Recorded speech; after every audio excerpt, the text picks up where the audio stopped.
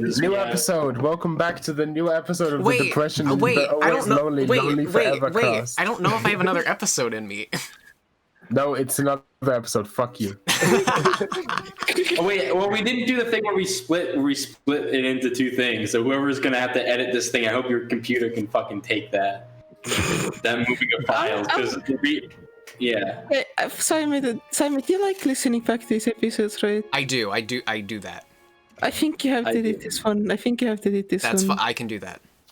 Okay. Well, I don't mind any of the things I said about. I don't mind other people hearing that, because I think I described it better than I usually am able to. It's just like someone's gonna have to split this into episodes. It's not gonna be me. I can do that. No problem. I think for me, the reason why I've had this.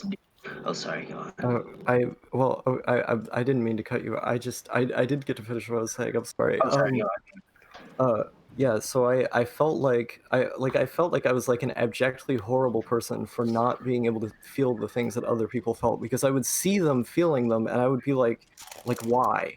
Like what compels you to feel it that intensely? And then it would confuse me, because I would look back at like moments when I was a kid, when with like very visceral things that were just so in your face that like this is such a clear expression of pain, you can't get away from it, it's obvious. I would react way more intensely than everyone else, and then at a certain point the ability to have that happen like greatly diminished, to where like in the random moments in which it does happen, like a few times a year, it's greatly reduced in how I feel it, and it scares me that I feel it. Like it's like, how did that happen? And it's like for the most part it's like a blank, a gray slate, and so like I thought, like, before I internalized that actions were what mattered the most, that I was just destined to be bad, and I crafted narratives about myself as a bad person as a result of that. And Hey, go ahead. You figured your thought. I just want to say that I agree with that, and it ties into my whole thing about guilt and autism. And I don't know if this has to specifically do with what you were talking about, but I know that when I was young and I didn't feel things like the same way that other people did. Like for years I was like certain. I was like, oh, I'm a terrible person for this and that reason. But I just like experienced things differently. The thing is, like, when you're mentally ill or you have autism or something, like you're trained to hate yourself forever, right? And like this is kind of like the cornerstone of like everything I've ever made, which is just trying to get past that. Yeah. And realizing that it's just how things are. Like, but it's different when you're actually hurting other people. Oh no, I'm not speaking on you on your shit. You're different. You're different. I'm not speaking on anyone else but me. I'm not speaking on anyone else but me. Yeah. That's all. Okay. I'm gonna say a thing that no thank you might relate to. Anything that makes me genuinely happy will hurt me, and anything that will hurt me will make me genuinely happy. I don't know if I'm smart enough to agree with that. That's true. You're probably right, but I don't know. Yeah, that's fair. I think a lot of my. All I know is that I feel like Kurosu Taichi from my second favorite visual novel of all time, Cross Channel, which you should all play. Cross Channel, amazing fucking visual novel about a guy who is just like a monster and just has to like. Oh god, I can I just ramble about Cross Channel for the next 20 minutes? Yes, please. Cross Channel is so fucking good. It's so fucking good. It's like, so you play as this guy, Kurosu Taichi, who's just, he like is a monster. And because you're reading the visual novel from his perspective and you're playing from his perspective, you're making decisions as him. It's like, it's just crazy. I agree, Carla. Yes, we should. It's like you like you see his entire fucking arc of like he recognizes him, like he knows that he has done unforgivable things in the past and that his natural base instinct, I don't want to spoil anything, but he has done and continues to do some extremely fucked up shit, and they actually very cleverly like play with anime tropes and shit, like the sort of stuff that would be acceptable in anime but like played like kind of making you look critically at it, like flipping girls' skirts and stuff, and like just sexually harassing women all the time. Like they sort of take it to the next level where you look at it and you're like, this is not okay. Like this guy is doing something clearly fucked up. There's something wrong with him, and there is something wrong with him. He knows there's something wrong with him, and yet it's also just that's just how he is, and he's just in a constant battle against his fucking instincts to just hurt everyone he's around. And I feel like I'm not as bad as him. He's like a rapist. Like I'm not a rapist, but like I think there's a certain aspect to that I can definitely relate to, like just your base instincts being monstrous or being something that will harm other people and harm yourself. And having to, I feel like a lot of people, you have a journey of self-discovery where you're like, oh, society has programmed me to be in this way, and I have to rediscover myself, and what's actually true to myself will make me happy. But for me, and I don't know if it's for Carla or not, but for me, if I just acted in the way that my base instincts tell me to act, it would not only hurt me, but it would hurt the people around me as well. Yeah, like a large thing I've realized in like the fucking past few days is I just need to learn how to be unhappy. Like ultimately, that's what I need. Like I need to stop caring about like, hey, you should be happy, you should be living your best life, so and so, and you should be taking care of yourself. You should be making sure that you're like living the right. I just need to like internalize it. I shouldn't care about any of that, and I should just be doing whatever the fuck I want, you know. Because ultimately, if it doesn't make me happy, it's probably good for me, you know.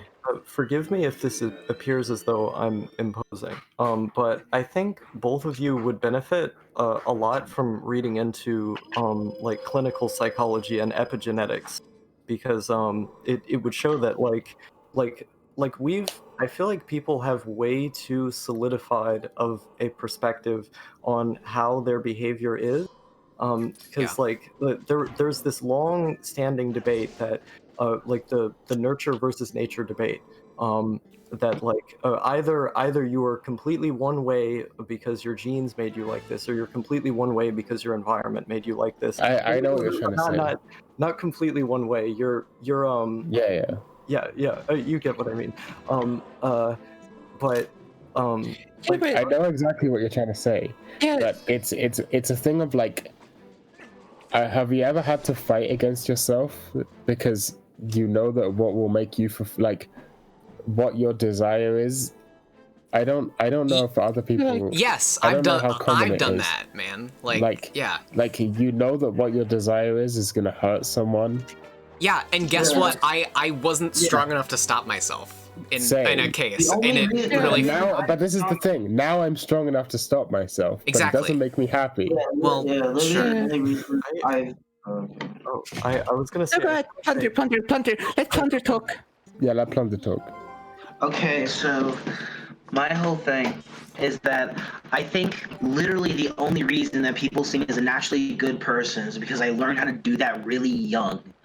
Like and also I feel like the thing with me is that what makes me genuinely happy is like just seeing other people just be happy, or just like have people not be in conflict with each other. That's my sort of thing. I have like a compulsive need to make people not be in conflict with each other, because I feel like as a kid, I constantly just witnessed people in conflict with each other and hurting me, I guess.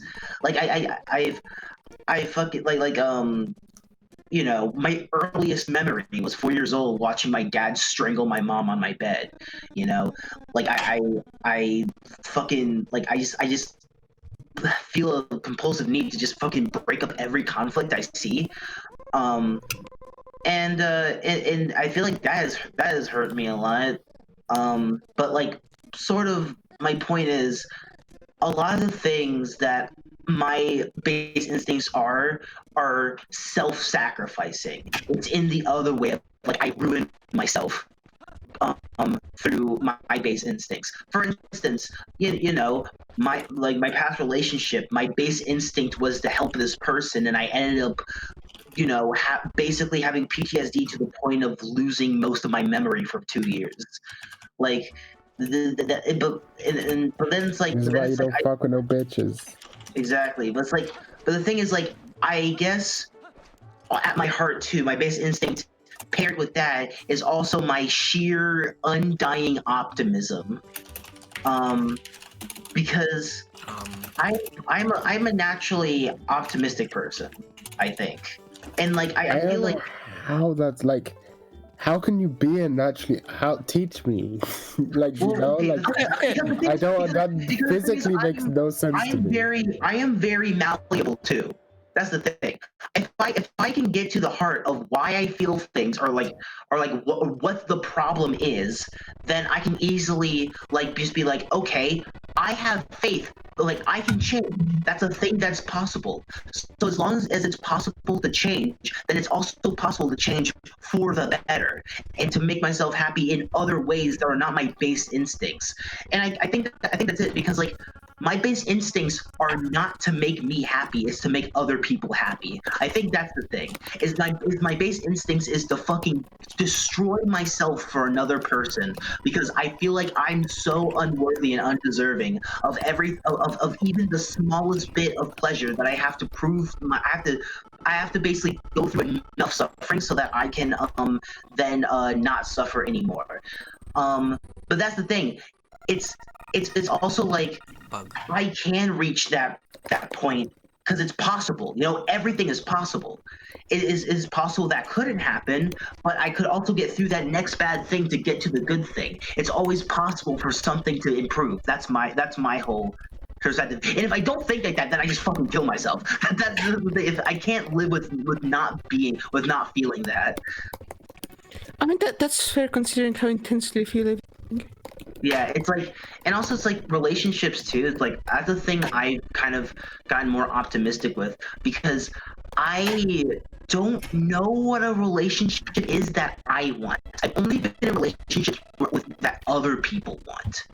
You know, I've always just complied to a demand. I haven't actually like.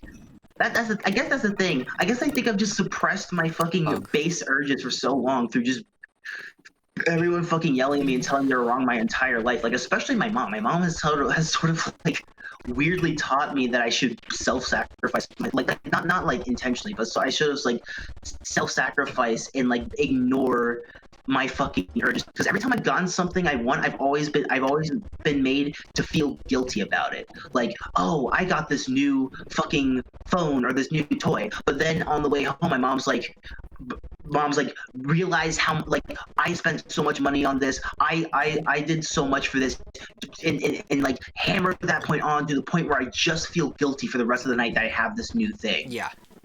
I know that feeling. So basically it's just like, but then it's just like, I was in the worst position ever. Then I had you guys, which made me feel good things. So if I can feel good things, then I can feel more good things, and that's what keeps me optimistic. It's knowing that I'll always feel more good things. I think, okay, like, I think what happened to a lot of people, right, when they like I'm not here to like single someone out, but like I think especially this is true when it comes to like fucking like Starman and Keyblade and like people like that, right? A lot of people like just they didn't have a context that they could be in a situation where they're actually happy, right? Yeah. But for me, it's like the more and more I figure out what situations would make me happy, it's the more and more I realize that I would only be happy if everyone around me is in pain, you know. and I'm one of those people who has to be in pain. I'm not excluding myself, but I will only be happy if both me and everyone around me are in pain. That's when I am actually happy, you know. But that's not the situation I want to be in. That's a situation I want to fucking avoid. Dude, my therapist loves me because I'm interesting and fucking nice. This is what you're saying right now. I have never read Lacan, but I know this is what Lacan thinks, is that like people that like being happy and satisfied with your life is not the same as being actually happy and satisfied with your life. Like, you know what I mean? Like, you are happy and satisfied when you're in pain and dying. I mean, you need to understand pain in order to understand pleasure. I heavily disagree with that. I think that's some fucking fashy shit. Okay, well, I don't think it's some fashy shit. No, I think it's true, but on the niche. No, but see, I don't encourage the feeling of pain to offset that though. Like there is no situation that I can conceive of where I am like consistently satisfied with my life more than I am now. I actually think like, I mean, right now I'm in a fuck situation, especially in like my. I mean, I haven't said. I guess is this really how I'm gonna say this publicly? Well, no one's gonna fucking watch this, but whatever. Like, so my mom has cancer right now. Basically, like it's fucked. Like this is the baseline of my life. Like I feel like shit, and everything's fucked, and this is just how it's always been, and how it's always gonna be. I can't conceive of a situation, like, I can't conceive of a world where I feel any different from how I feel now.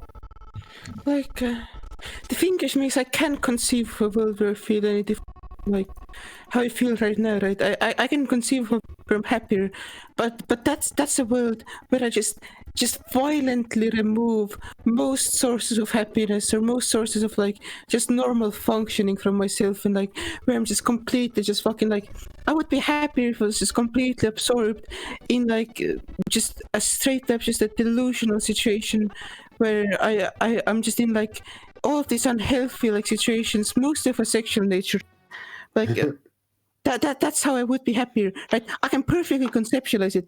I just know that if I did that, I would be like way less satisfied in it. I would be satisfied if I have a mommy GF to jerk me off all the time. Yeah. Just non-stop 24/7. That'd be nice. Then I'd be satisfied. That'd be nice. I feel like I guess I'm just a person with simple desires. Like I want friends, and I want art, and I want the ability to do those things all the time. This is the thing. Like when you said, "Oh, I'm just an optimistic person," that just does not compute with me. I understand the logical level. Like, oh, you're not. I know what optimism means, but I cannot conceive of how your brain functions, because I know you're a logical person. Like I know you're a smart, sensible person. You're not a retard. Like I don't understand how you can be that and still be an optimist. And like I think that's you're in a, like that's not a bad thing for you. Like I think you're the correct one in this. Like I'm the one with the broken brain here. Being an optimist. I don't think you're brain. That's just how I am. That's just how you are. It's just different. Like, it's not wrong or right. It's just different. Yeah, it's not wrong or anything. It's just different. I mean, that's just the way. That's just the way I survive. You know. Like I don't understand how you cannot be constantly criticizing yourself, because I don't understand how anyone. I'm constantly criticizing myself. When I'm thinking. But you're not though. Like when I listen to your music, that's one of the best things about your art, is that you're not constantly criticizing. Like you're literally just doing purely what makes you happy and satisfied in the moment. I cannot do that. I cannot, like, even that. I just cannot make music that just like it.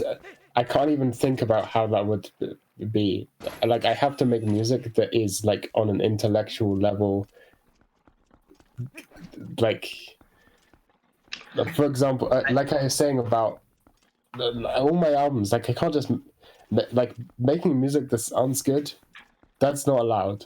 It has to say something. It has to be a meta commentary on a meta commentary. It has to be some postmodern critique of the genre it's in. It has to be aware of everything it's doing. Like, I can't just sit down and make a song in a genre because other people have done genres. Genres already exist, you know.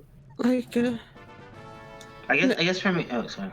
If I just sat, like, the other day when I made that like cyberpunk song, I'm really happy with how it turned out. It sounds like a great cyberpunk techno song, but I would never release that. Like, if that's fucking awful. No, like on an actual right. Like that is not actually the art that I care about making. I felt the same way as you though. Like I felt like that's the thing. When I was making Wave Trash Productions, I was like the same way where I was like, I can't just do things that make me feel good. I have to fucking have it be a meta cup of all that shit. And then I realized, wait, that doesn't. I mean. No. When you say, but this is the language games here. You said, "Oh, I can't just do things that make me feel good." What you mean is like, "Oh, I don't want to." I literally can't because it won't make me feel good. like the thing with Toadsmite music, right? The thing with Toadsmite music is I've been just making music that I impulsively want to make, right? That's all I've been doing, right? But like right now, I'm realizing that when I make music that I want to make, when I make music that's just true to myself, right? When I just go like, oh, here's crazy wacky Toadsmite doing a crazy wacky Toadsmite thing, right? Sure, other people might intellectually respect this for not being like fucking like conventional and so on. It's like avant-garde, cool. But like from my perspective, I don't like the fact that I'm making like this type of music. I want to make music that I would fucking like want to listen to, right? So this is like you know. Yeah, I think one of the things about that is different, but I don't know about those, but for Plunder, you're only capable of making Ethernet type beats in the best possible way. This is not a negative. This is not a knock against you at all. This is actually a positive towards you. Is that you have a certain aesthetic that just is you. Yeah. But for me, when I sit down on my fucking computer, I could make anything. I could make a death metal song. I could make a deathcore song. You know, I could make a fucking trance song. I could make a Shinsuke Kamata-chan. I could make fucking Tame Impala. I could make Ed Sheeran. I could make fucking dark ambient. I could make anything. Right. And I have the skill to do it. Like, I have the technical ability and the know-how to pretty much make any sound I could want to make and make it to a point where it sounds like good. Which is the worst thing to ever happen to me. Because now I have to actually think, what do I want to make? I guess. Oh no, go ahead. Well, the thing with me, I guess, is like, I think with my art is just like I accept. I think I just have the capacity to accept the mixture of things. Like the reason I'm an optimist is because like. Yeah, I'm going to feel like shit in the future, but I'm also going to feel good in the future. Like, those are two things that like that are like, you know, I know for sure that like, and if I'm gonna continue living, I'm gonna feel good and I'm gonna feel bad sometimes because but that's just because I have a very like, you know, literally bipolar way of experiencing emotions. Okay. Plunder, this is the thing. You are allowed to like things by yourself. You're allowed to just like things. You're allowed to just look at something and just be like, yo, this is fucking sick, I love this. Yeah. I am not allowed to do that. I am not allowed to just like something. Does that make any sense, or do I need to try and... No, I totally get it. Like, I think that's what this last 5 episodes has just been about. Yeah. Congratulations, you don't have to watch them. We summarize. Yeah. How can I just like something? It doesn't make any sense. Because it makes you feel nice in the brain. But nothing. But like, there's always thinking. Like, I can't just like something. To me, that's the same as like turn your brain off. That doesn't exist to me. Like, for speedrunning, for example. That's the thing. Like, because like my brain is my logic is directly connected to my emotions. No one ever. I think this is one of those degree to which things charged on a logical one, I should say. But we kind of there were two things Wonder said that I wanted to respond to, but I don't remember what they were. I guess one thing was that I think it's interesting that you often say that you have very simple desires, and I tend to say the same thing, but I also spend a lot of time feeling like I literally don't have any desires. Like, like the most clear one is gender related. That's the one that feels the most real. But if I were to leave that be, it feels like I'm concerned much more with occupying my attention in an immediate sense, because otherwise I can't motivate myself to do something that's longer term. I just lose interest, and I I feel like the two times when I feel the most real, or like I do desire something, is when I'm researching about stuff and learning more things about pieces of information and then categorizing them, and playing video games. Like it's like the something is ticking up and I just keep winning kind of feeling. Yeah. But other than I- those things I listed, and obviously like spending time with you guys and Right. making things. But like you were talking about how with you and No, or No was talking about how he could make music in any style, whereas you just make things in the Ethernet style. And with me, I'm not a musician, but like the closest comparison I can make to my writing is with my writing, and I feel like I literally can't write something that doesn't sound like it's been written by me. Like I feel like when people come across my writing, it doesn't feel like it was written by someone else. It feels like it was written by me. Maybe that's me being narcissistic or overreaching, but that's how I see it. No, that's just Right. Yeah, but like I feel like Wait. Hold that thought. It's the next episode of the Crabs that Oh shouts my over. god! Bug! Poop shoot.